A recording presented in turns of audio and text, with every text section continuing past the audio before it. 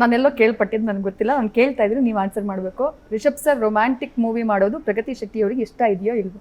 ಇಷ್ಟ ಇದೆ, ಎಲ್ಲ ಥರದ ಸಿನಿಮಾಗಳು ಮಾಡಬೇಕು. ಓಕೆ. ಕಾಂತಾರದ ರೊಮ್ಯಾಂಟಿಕ್ ಸೀನ್ ಶೂಟ್ ಮಾಡೋವಾಗ ಪ್ರಗತಿ ಶೆಟ್ಟಿ ಅವರೇ ಮಾನಿಟರ್ ಮುಂದೆ ಕೂತು ಕಟ್ ಹೇಳ್ತಾ ಇದ್ರಂತೆ, ಹೌದಾ? ನಂಗೆ ಗೊತ್ತಿಲ್ಲ, ಹೌದಾ? ಕಟ್ಟೆಲ್ಲ ಹೇಳ್ತಾ ಇರ್ಲಿಲ್ಲ.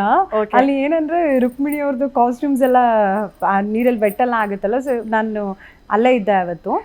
ಆ್ಯಂಡ್ ಆ ಥರದ್ದು ಸೀನ್ ಆಗಬೇಕಾದ್ರೆ ಇವಾಗ ಅಲ್ಲಿ ಟೀಮಲ್ಲಿ ಜಾಸ್ತಿ ನಿಮಗೆ ನಮ್ಮ ಟೀಮ್ಗಳಲ್ಲಿ ಜಾಸ್ತಿ ಹೆಣ್ಮಕ್ಳು ಇರಲ್ಲ. ಅಂದರೆ ಮುಂಚೆದೆಲ್ಲ ಸಿನಿಮಾಲಿ ನಾನು ಒಬ್ಬಳೇ ಇರ್ತಿದ್ದೆ, ನಾನು ಬಿಟ್ಟರೆ ಹೀರೋಯಿನ್ಸ್.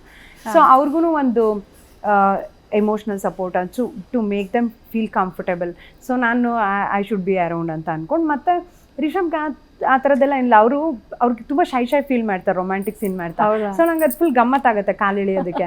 ಅದು ಬೆಲ್ ಬಾಟಮ್ ಟೈಮಿಂದನೂ ಅಷ್ಟೇ. ಆ್ಯಂಡ್ ನಾನು ಅರವಿಂದ್ ಟೀಮ್ ಅಲ್ವಾ, ಬೆಲ್ ಬಾಟಮಲ್ಲೂ ಅಷ್ಟೇ ಹರಿಪ್ರಿಯಾ ಅವ್ರ ಜೊತೆಗಿತ್ತು ಒಂದು ಸಾಂಗ್. ಆ ಥರ ಎಲ್ಲ ಇದ್ದಾಗ ನಾವಿಬ್ರು ಸುಮ್ಮನೆ ಅವ್ರಿಗೆ ಕಾಲು ಇಳಿತಾ ಇರ್ತೀವಿ, ಮುಂದೆನೇ ಕುತ್ಕೊಂಡು ಮಾನಿಟರ್ ಮುಂದೆ ಕುತ್ಕೊಂಡು ಅವ್ರನ್ನ ಟೀಸ್ ಮಾಡ್ತಿರ್ತೀವಿ.